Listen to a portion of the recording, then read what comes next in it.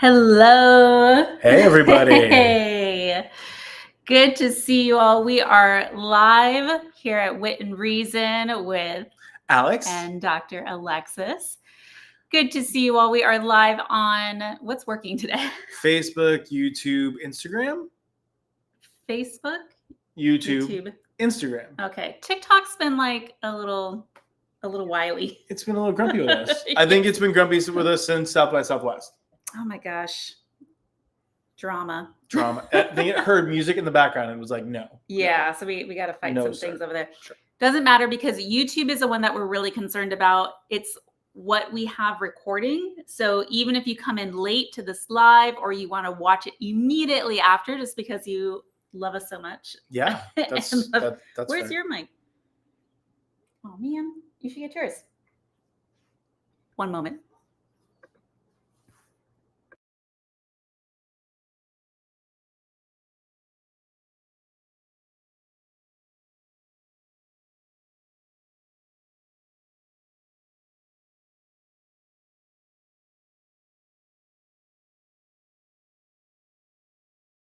There we go. Oh, shit. Apparently, I'm mic worthy. Yes, you need your own. I want to share. Your co-host. But I want to share with you. And then we got to fix this framing. Did you move? No move. How did this happen? You there moved. we go. There we go. Maybe that hit. You and it's not windy. So for other newbie mic users, this is a wind protector. So you don't need this if it's not windy. So you could go ahead and take that off. We had these on for South by Southwest. Another thing that irritates me, newbies, is when you have a lavalier mic, it needs to be faced up on your lapel, not like down or like off to the side, because it's like very specific type of miking. Direction. Yes. Yes. So I'm just gonna speak right into this thing. Yes, you could just speak right into these things. These are nice hardy mics that we could use because we don't have the table space for the whole like arm giant ass mics in our face. Okay. All right. Moving on. I'm directing this. Oh, yes. I say whether or not we're moving on. That's right. I'm on the time. I got the time codes here. And now my mouth is all off because we haven't started the podcast yet or the DC radio show. And so I have to add 7 minutes to all of my time steps. Yes. All right, let's check in with our lives here as well. Go ahead and leave us a message in the comments. Let us know that you are alive and well and enjoying or hating the show. Let me go ahead and put whatever it is. It boosts our analytics for the show. So go ahead and type whatever the hell you want, except for hate speech, because we're not down for that.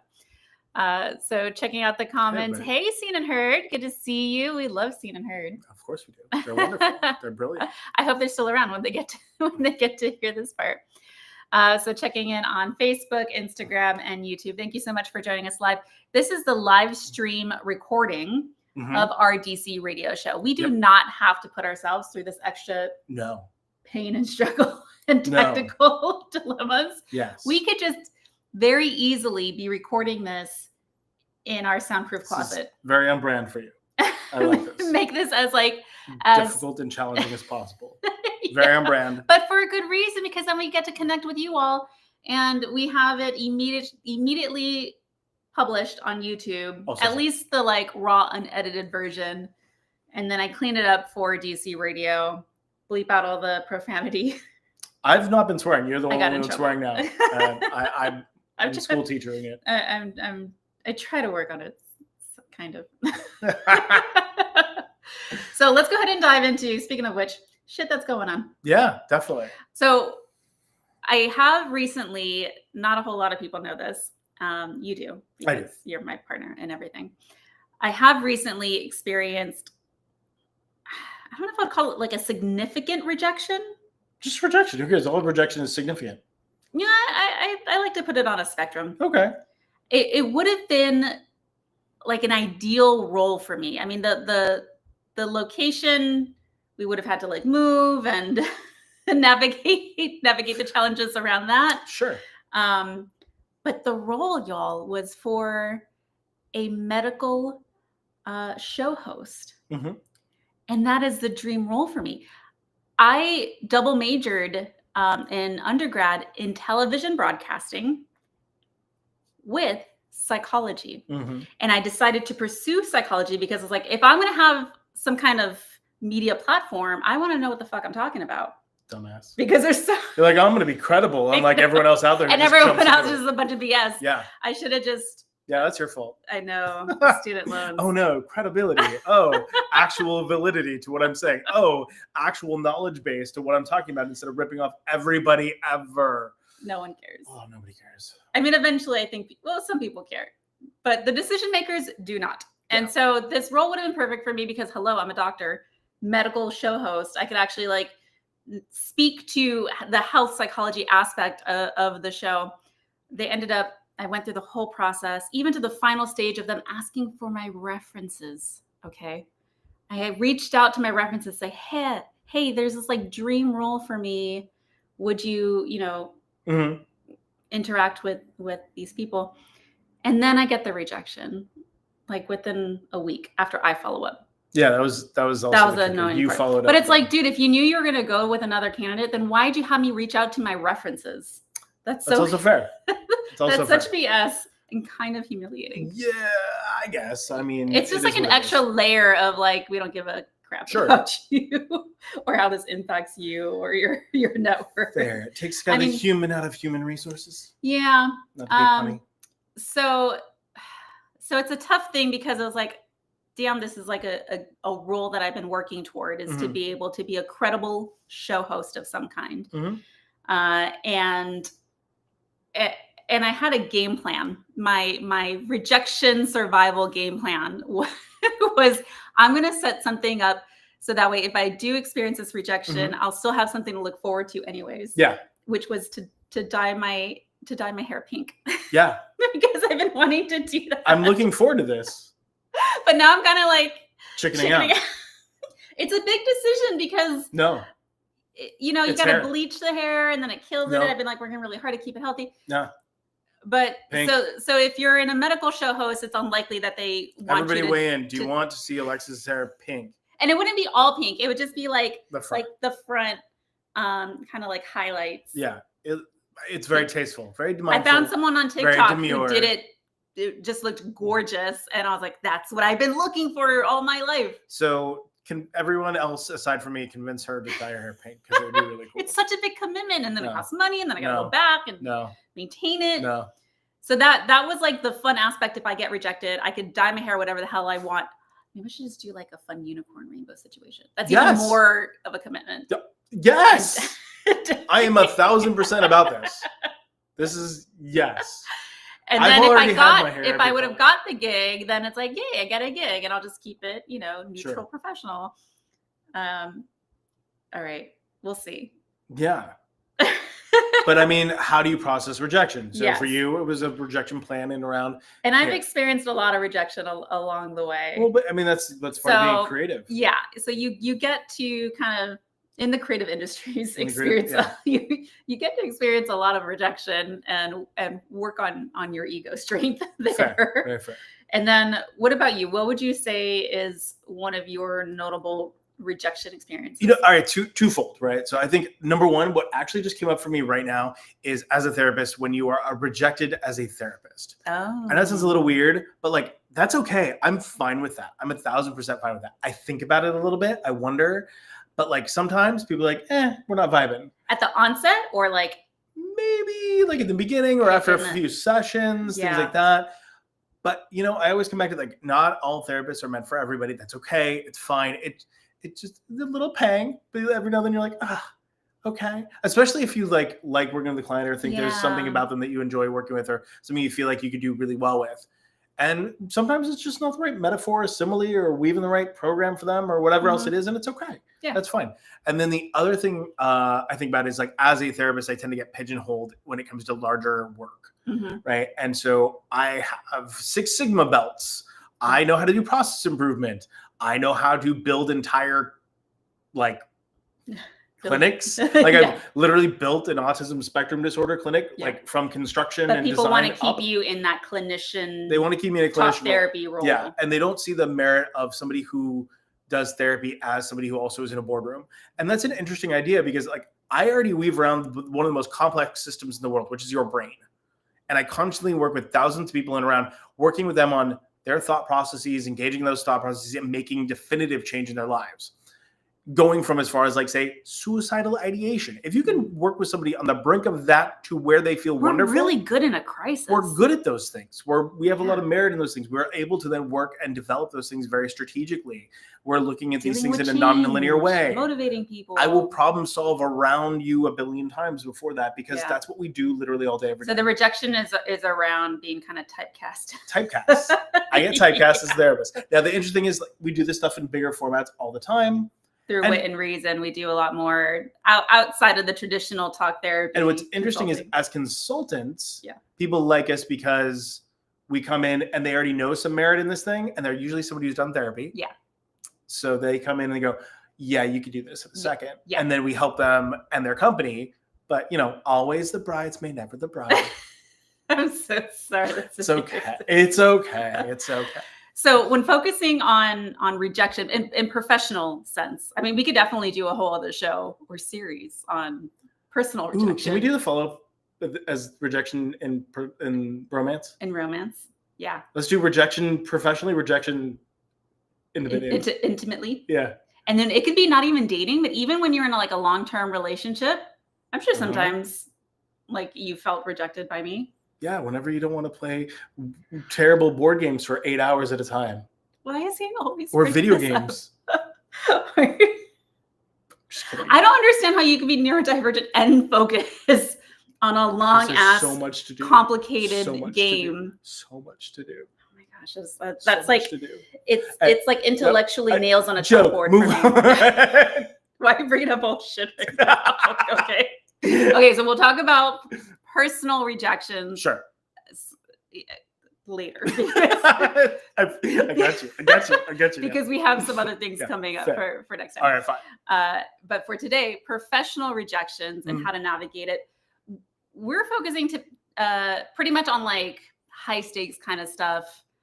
Whether you're in tech, the entertainment industry, film, television, music, and then even just across the board, a lot of people are experiencing professional rejection, or if they're unemployed or looking for new employment, it's rough out there. I think one of the things that I heard, I'm kind of noticing more and more, is like people keep on applying to these jobs over and over again, and everyone's getting kind of these blanket rejections. Yeah. And I'm wondering how much like resumes, AI, all of the things that are automated now have now like totally alienated people who are actually ridiculously good at the work they're doing. Yeah, I've heard and people just don't see it because they're just going with an algorithm. Right. And the tough part is that it seems like because there's these like mass notifications, they get like thousands of applicants and then send out thousands of rejections without any explanation. And the whole process seems to have been like really dehumanized. Yeah. And I, being a person who's hired lots of people, I would say that hiring people who look good on paper, it doesn't do much. Yeah. Because you have to know and get the that's what the interview process. But that's what the interview is about. But like, really, do not discount people who have different experience or nonlinear experience. And then the challenge, like, so for some people, it's even just getting your foot in the door for an interview, because they're like, once I could get there and meet people, then I could connect with them and I could get hired. Yeah. Because I was able to. There are people where I wasn't sure about it because the qualifications weren't exactly what I was thinking about. But I called them. I was like, hey, I'm curious with this. And I picked their brain. I wanted to have a conversation with them. Hey, what are your thoughts about this stuff? Like, what are your thoughts on therapy? What are your thoughts on this? What are your thoughts on that? Depending on what position I was hiring for. They said something awesome. I was like, great, come in for an interview. And, some of them, those panned out in person. Some of them did not pan out in person. And it's okay. What happens when they don't pan out in person? Can you speak generally, or is it just specific? No, really, generally, if you get a certain decorum, professionalism, engagement, how do they conduct themselves? How do they communicate effectively? What does that look like to do so? And do they have the presence? Because partly therapy is also presence. Yeah. So like the ability to have and hold that presence and being able to do those things, especially when it's hiring for in-person positions or healthcare positions. There are very specific front-facing positions. If they're going to come up and they're going to be very off and mean and like cold or like whatever else, or short in their answers, whatever else, I can't hire you for the front desk where people are already upset and not happy to be there. It's really hard to hire you for the front desk. And is that sometimes just a first interview? Sometimes, but that's why I did phone interviews beforehand. And if they were really affable on the phone, but not in person, you know, I mean, that's the thing. I know there's a lot to consider, and some people don't even have the energy to consider all of those factors. It's just also, very true. Just a quick cut, yes or no. So when we're thinking about rejection, number one, it's a normal experience to have at some point in your life, if not multiple times within your life, especially if you're in really competitive industries like the entertainment industry. Or just not getting picked for dodgeball. Yes. That goes to the profession. That goes to the personal. Yeah. The personal rejection. Rejection should be all over. Later. Yeah. So professionally, across the board, actually, now that you bring it up, the neuroscience around it, your brain can't tell the difference between when you're kind of like, quote unquote, lower stakes rejected as far as survival. You could argue that point professionally, you need it for survival.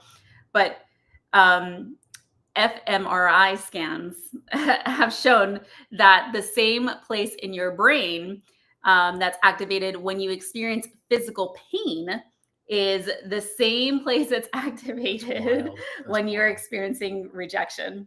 That's amazing. So you're telling me a punch in the gut and getting rejected are the same thing? Your anterior cingulate cortex, is still like, what the fuck's happening? So for your nerds, your brain is telling you to I don't say like stuff. this. Okay. And I don't know if I've necessarily, I had to like think about, do I experience rejection physically? And reflecting on that more recent email that I received, being rejected from the medical show host opportunity, and it didn't feel like a gut punch necessarily. It just kind of felt like maybe like a little bit pressure on my chest, or kind of like hollow. Same. Yeah, but same. Yeah, exactly. Same kind of like pain reactor. And what's interesting about that physiological experience is when we have that, we tend to kind of like cave in, like we're protecting ourselves. Yeah. And that was, where do you experience rejection? Stomach. Physically? Most other things go to my stomach. Is it the punch, or is it like the knot? It feels like dropping. It actually feels. I always do drop. I felt like it was kind of like a drop. I always feel like it's a drop. Yeah. I don't like a gut. I don't really feel like I get a gut punch more than like a heavier drop. Yeah. But, yeah. So pay attention when you experience any kind of stressor. Pay attention to where you feel it physiologically, or how you experience it physiologically, because that's going to be a cue to you.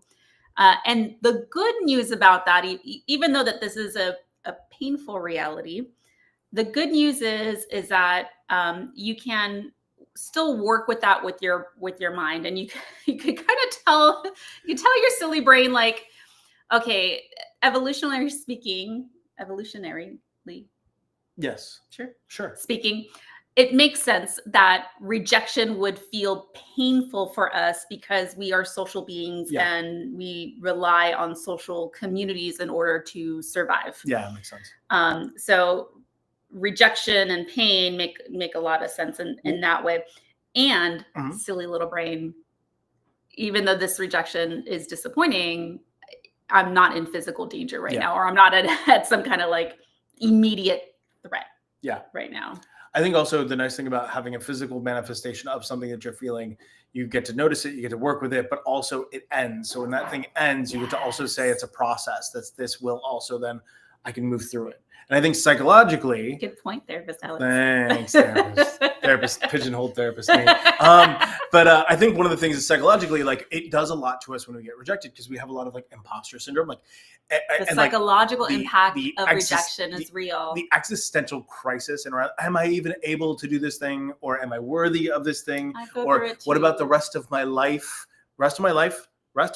Most anxious question ever. Don't ask about what's going to happen the rest of it. It could be tomorrow. Not to sound morbid, but like, come on. Yeah. Don't do that to yourself. So I think the idea is that like when you're working Especially- psychologically through this, there's a lot of aspects of grief that you have to quickly navigate and also then work through, because it's very like what they call ego dystonic. It's against your ego. And so then you have to kind of bolster your ego, because if you allow it to shatter your self-confidence, you're also likely going to miss out on opportunities because you're personalized something that isn't personal. It'll feel personal to you. It makes sense because it's personal to you. It's not personal to them. Yeah. I mean, unless you're like, hey, I, did something terrible and they hate you personally. I don't know if that's a thing. or you're rejected from don't like apply a family where somebody business. has a vendetta. I don't. Yeah. You get rejected from a family business. Yeah, You're sure. like, From your family. They're like, oh no, I know you personally. From your own you are family not. business. That's a whole other episode. Here. A whole other episode on toxic families. There's like specialties in IO psychology, in industrial organizational psychology, focusing in on family businesses and like all the dynamics and trauma associated. Yeah. Can you imagine? No, I don't want to. It does feel personal. The psychological impact of rejection can be self-doubt, fear, and that imposter syndrome. Imposter syndrome is real. That's very real. Imposter syndrome is everywhere. It's very real. And working through it's kind of interesting because when you work through imposter syndrome, you can't do a lot of comparison. When you do comparison, typically you only look at comparisons that have already made it or succeeded. You haven't thought of all the thousands of people who have failed or what it took to get there. We always hear this lovely story around somebody, oh yeah, they started when they were older, or they started in this time, or they got rejected 1 billion times before then. The comparison doesn't actually make you feel better. It may put a Band-Aid on that bullet wound. But I think the interesting thing about that is that you won't, if you look at all the other things, that you won't know what didn't make it. Right. That's too hard. And then you're still comparing yourself to someone else who's in a different stage or far different stage or level than you are. So if you're going to learn anything from that thing, I mean, I'd say timing is everything. It's the right place, space, person, everything else there. Yeah. And when you're going to take something for that stories, it's not about how many no's to get to the yes.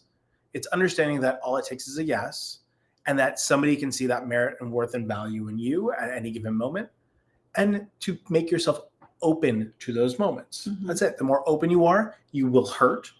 But at least when you're open, that vulnerability allows you to be seen. And that's something really important there. And I think that's where resiliency comes from. That's how we build that resiliency and the grit. Mm-hmm. I like that word. Grit is a good word. We should bring this back. We are. We're going to talk more. We're going to talk more about the grit. Okay. Okay. Let's check in with some people who've experienced rejection. You're going to hook us up with these videos and audio. All right. For all of us, because I get nervous playing with buttons. Okay. I'm going to do this thing. And it's this one right here. I'm going to share it. And we're going to play it. Mm-hmm. Wait. Now you have to wait. Right. The worst part about applying to a job and getting rejected from it is like, now you have to catch up on the 2 weeks of work that you completely blew off while you were applying to that other job, right? Like mentally, I had already quit this job, joined the other job, picked up my desk there, and I was just like, whatever, fuck all those other projects. I don't give a shit. Now I have to go back to that shit, plus I'm depressed that I didn't get the other job. It's brutal. Plus you also have to plot the destruction of the company that rejected you as well. So that takes a lot of energy and planning, you know. It's really hard to be alive these days, trust me. Love it. General love dismay. Love it. All right. I love that one. And I love that it's about the eventual ruin of the company in which you rejected you. We don't recommend putting your energy into don't do that. into but still, that's revenge. Pretty fun. Yes. But it does take so much to interview. Yeah. And you get freaking homework to do. Yep. And then it depends on the interview too. And then sometimes you have to take like days off work to interview, depending on like what level you're interviewing. I mean, screen tests and all those things for like creatives and then the film and TV stuff, auditions and all that. For therapists, even they give us clinical interviews where they go, "Hey, take a look at this case. What do you think? How do you solve it?" That's really odd. When it comes and they're like, "You're not getting paid for that time or that work, or even to like travel for interviews." Like, it's tough. It is definitely not fair. All right, you want to see this one? Yeah. So this is from a great podcast that I just found and love now. Okay. I feel like people don't talk about enough, like the grief that comes with job rejection. I got so many jobs I applied for, and then I started to get rejected, and I was like, oh, I didn't realize it hurt like this. Like, I didn't realize, especially when you have a long interview process, you start to like put yourself in the role and you're thinking about, and you're like, what would my commute to work look like? And you think of like all these things, and like when you really want a job and then you don't get it, and it feels like so personal. Yeah. Like, it's really, I didn't realize until I experienced it how like crushing it can be. Yeah. That emotional aspect of rejection, it can definitely be a grieving process, especially if it was a gig you really wanted, or if you did get it, it would be life altering. Like for us, we would have had to move back across the country. And so I was already looking up like, and not just to fantasize about it, but just like, is this feasible? Is this feasible? And then looking up, you know, what that would cost and where we would live and how we would get there, and would this be worth it? and that's also the thing, like how much are people kind of looking at places and spaces out in the backyard still, or are they looking all over the country? And what, because opportunities are harder to find, and since we're working remotely, it's also more odd how where you have to be and when. But there is a grieving process, especially if you're ready, kind of like when you're dating, you start like fantasizing about this person in your life. I always talk about it as timelines that get broken, like a shattered timeline. Like you had a vision of you, like from you forward, you have a timeline, you have this idea, you have a vision of you in the future, and now that's gone and broken. I like that. Thanks. It's very Doctor Who-y. Yeah. Yeah. That's a good one. So allow yourself to grieve. Don't try to just like avoid or deny or minimize the very human and natural process of experiencing rejection, even in your professional life. Okay. So we got one more for you. Yeah. Which I liked. It's this one right here. 4 of them, which is fine. Let me roll. I'm gonna say it. I'm anti-festival. I'm anti-festival. I've said it before, and I'm gonna say it again. And here's why. My film is called Bodega, right? And I applied to maybe 26 film festivals. It was about $800. And I got rejected from 24 of them, which is fine. Rejection's part of everything. That's totally okay. However, I then, all right, after it was through the festival circuit, posted it on YouTube, right? When I tell you, I've gotten so much more from posting my work on YouTube than I have from doing the festival circuit. Like, it is absurd. Right now, my film is sitting at 200,000 views on YouTube. And I'm having people set up meetings with me. They're like, tell me about your feature. We want to finance your first feature as a director. And I said, well, of course you do. And it's funny because you wouldn't have seen it if I didn't post it on YouTube. So I'm anti-festival. I've said it. That's it. Fair. drama. Very fair. Very fair. So I think with that in mind, I feel that. Yeah, no, I think with that in mind, I mean, you got to think about like, what does that look like to like handle that projection, pivot around that direction? I know. Yeah. And that, yeah, it's like, what do you, and I think that's what's gotten me so far is how like my brain doesn't accept just like an immediate no. You're looking at the notes I have on my hand. Yeah, I do. My ADD has been so bad. They can't see it. Don't show them. That I was like, screw it. I'm going to grade school this. This is why Alexis could never be a magician, because she'd tell her note trick. on my hand. She'd tell the tricks right in the middle of the trick. I'm a very transparent person. And if you struggle to remember things you're supposed to be focusing on, especially if there are things you don't want to do, just grade school it, write it on your hand. Okay. Moving on. What were you saying? Sorry. You're the one who's... I looked at you, but you went into seeing it. It was distracting. What the hell was I talking about? Rejection? Oh, yes. So especially if you're in entertainment, the no's, and you're stubborn and dedicated about what you want, it's like, well, I can't just accept no and just sit here in self-pity. No. You might for a moment. Yeah. But then your brain, especially your creative brain, starts to kind of like play with this idea. And it's like, okay, so what is it? What do I need to do next? And kind of tweak and toy around with the strategy of what you're trying to pursue and find loopholes and other ways to like get around to what you need. Yeah. And in this case, screw it, YouTube, right? Yeah, YouTube. Especially with the way that the industry's going these days. I love YouTube. And greenlighting things. I think YouTube's brilliant. I think anywhere that you can create things and put them out there in the world is a brilliant place to be. Is that harder? Yes. But at the same time, would it be easier to get financially backed by a nice, credible But network? I think, so also go watch Bodega. It's on YouTube somewhere. We should watch it. I have no idea what it's about. But I don't either, but I'm sold. I want to support filmmakers in any shape or any place in the game. Yeah. And I think that was the challenge from South by Southwest for me, was that like across the board in television, they're talking of independent television making. Yeah. Which breaks my heart and makes me feel so exhausted, because sure, independent filmmaking, has its history now and is well established to the point where there's whole festivals around it. Yeah.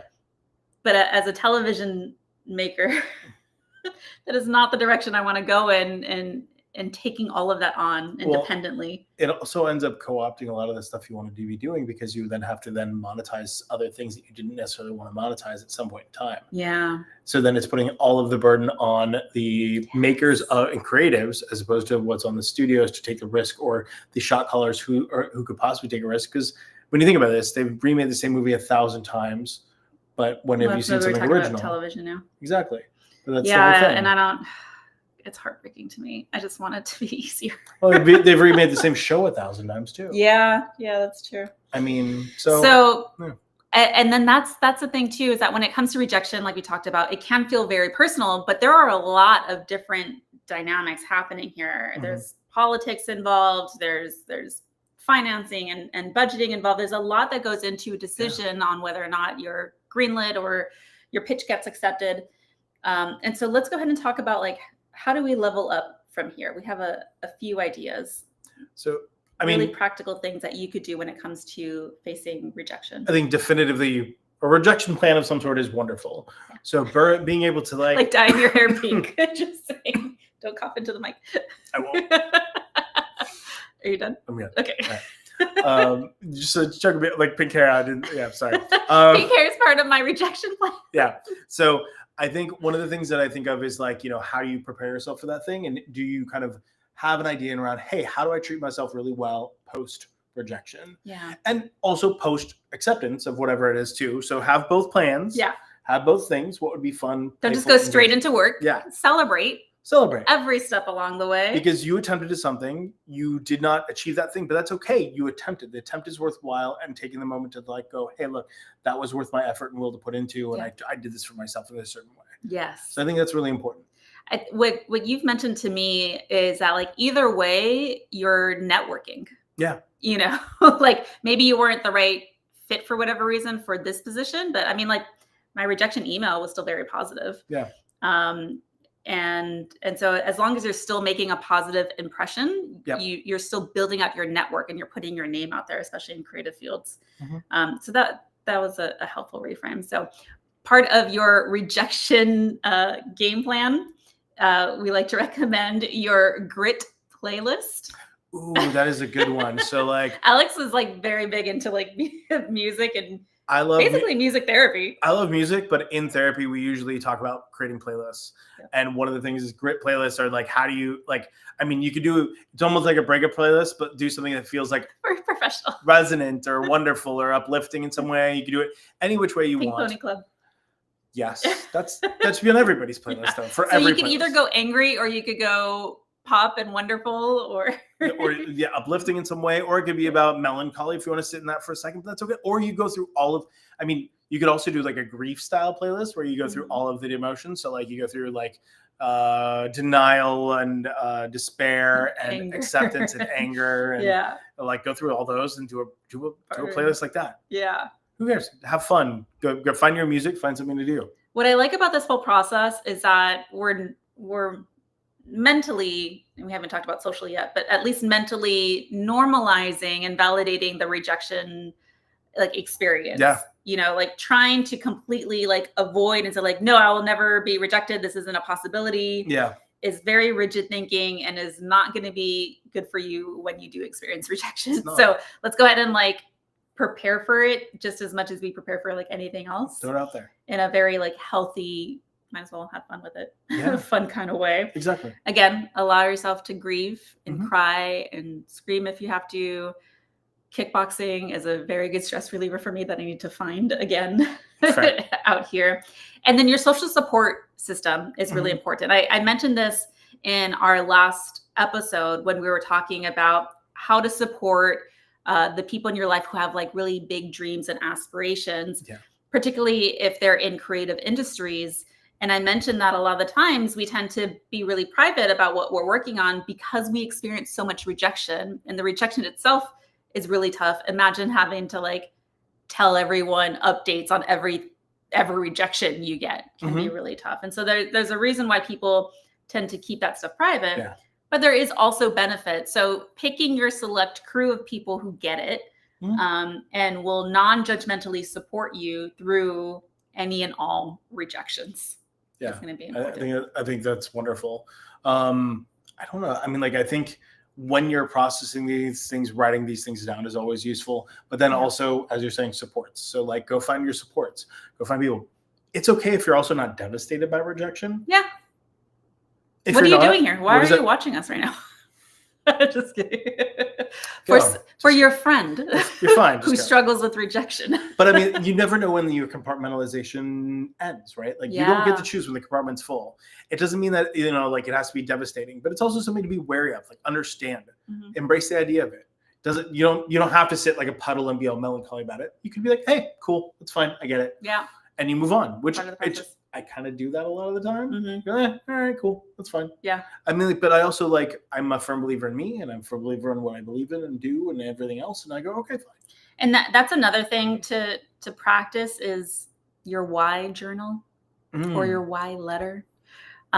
Writing out, why are you pursuing what you're pursuing? I mean, if you're just going for basic job stuff, you're like, dude, I need to like pay the bills. That would be a short letter to yourself. Sure, but that's also And that kind of reminds me as well. Yeah. But especially for like the big challenging stuff where it's very competitive and a lot of rejection is like just bound to happen. Going back to like, why do I even am I putting myself through this? No, you should always be checking yourself in your goals anyway, every step as you go, because otherwise you don't know if you're still doing the thing that you really meant it to be. Yes. And if you are the person who still wants to be that. So that's a good point. Yeah. So journal, talk it out with yourself and others. Rock it out with some music. Punch it out with some kind of exercise, whatever works for you. You can write, write. Seriously, right? Yeah. Okay. I said journal it out. Damn it. I know. Yeah. All right. Practical though. Sure, we could work through the and reframing psychologically as well. Understanding that this isn't personal to me. Rejection doesn't automatically mean that I'm worthless or this is part of my identity now. It's not an identity. You really have to be careful of those cognitive distortions. And those biases like confirmation bias, like, see, I've been rejected multiple times. I am worthless. And keeping that mental checklist, supporting this BS idea you have about yourself, which you could talk about out in therapy.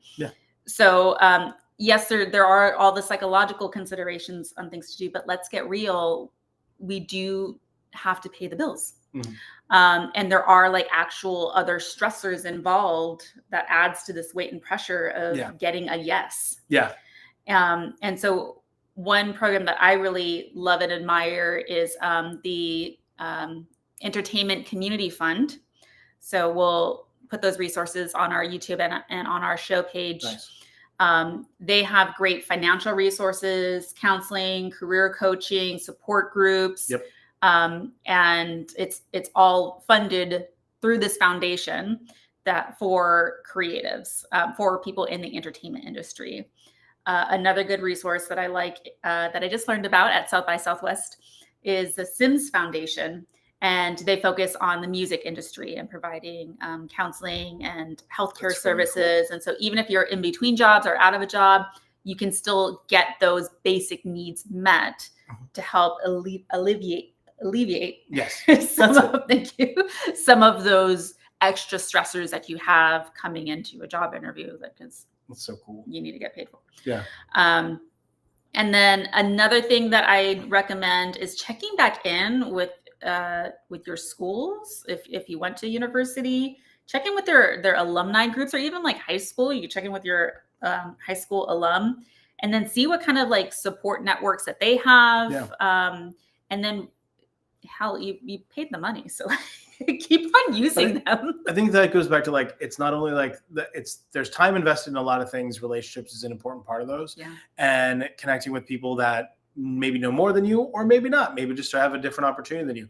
Go and talk to people. I mean, that's also the thing. Be open to those things. And I love how, what has become such a standard practice now is people kind of like having exploratory conversations and interviews at a particular place or space with somebody who works there at a particular, at a different company or a different thing to see whether or not it's worth being at. Yeah. So take those calls, take those things. If you are somebody who's in a position in which somebody reaches out, see if you can pay it forward too for somebody who really wants to look at these things. Make that investment. Yeah. And then more for your psychological support, we use the Aura Health app. Okay. So you could go ahead and talk about that. Aura is great for all of your mental health processing needs and things and apps. So I have my own Aura Health channel. We go over all things mental health in audio lesson form. I like using my wit and reason approach, which is I have you all reflect, I have you learn, and then give you steps to evolve and actually apply the things that you are learning, whether that's tackling imposter syndrome or self-worth issues or confidence, or even just trying to like get a nice mood boost. So we also have meditations, and then there's also sleep meditations and stories. So if you're out there looking for work or applying and you want to be ready for an interview, I got you covered. I got a meditation for that. And they're good too. I appreciate that.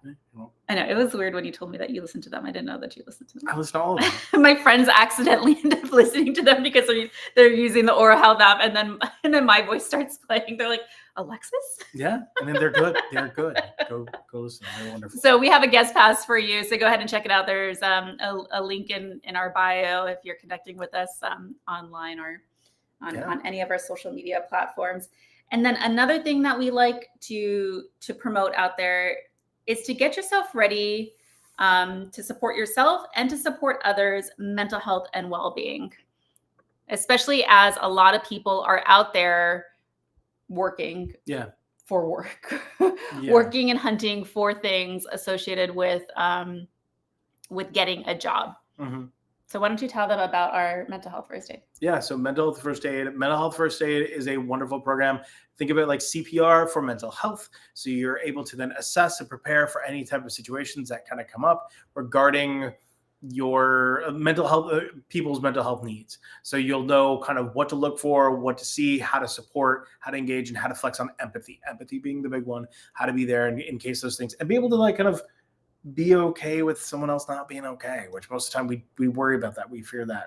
And this is a great resume booster as well to put on there that you're a mental health first aid certified. Be mental health first aid and then certified. We partnered with Cintima to specialize our mental health first aid training for cast and crew. So if you're on set or on location, those are unique workplace settings that require a unique mental health first aid approach. So we got you on that. It's an amazing program. In fact, in other places and spaces, 10% of their workforce is required to be trained. Yeah. So I hope that one day the US will catch up to that. I would love to see that. So you could be ahead of the game. Be ahead of the game. This is like I said, CPR for mental health. Be part of this change in the workplace. Mental health first aid is a good place to do that. Feel free to reach out to us about joining. And what I appreciate about like training while looking for work is that it empowers you to take some kind of ownership over this area that might feel so much out of control for you. And so if you're able to go ahead and then use this time, like sure, keep on applying and interviewing or auditioning. And in the meantime, start setting yourself up for success. Continue to make yourself a competitive candidate by becoming like mental health first aid certified, or particularly for production, cast and crew, we have anti-bias, anti-bias, anti-sexual harassment trainings, and upstander. Yeah, and bystander. Bystander intervention, becoming an upstander. Sorry. And so, hey, if you want to feel empowered that you're like still working on something to get yourself somewhere, those are things that they're likely going to ask you to do anyway in the industry. So level up your skill set. Yeah. All right. So go ahead and check that out. And next week, do you know what we're talking about? I have no clue. We're going to be honest. Mental health first aid. Oh, we are? Sweet. Yeah. I love mental health first aid. It's a brilliant program. It's a wonderful program. again, everybody should be trained in these things because, I mean, people, like, I'm a first responder. Like, I'm also a certified rescue diver. Like, the mental health part of that stuff, way more important in everyday life than it is for me to be able to save somebody while they're diving. That's a very rare occasion where I need to save somebody underwater. But you're ready. Daily running into people with mental health issues, problems, whatever else. And that's outside of your therapy role. Outside of my therapy role. That's just within the family. Hey. My family. Oh, you're everyone's family. No comment on your 1 in 5. Your family's perfect. They're wonderful, wonderful, perfect humans. I love all my tios.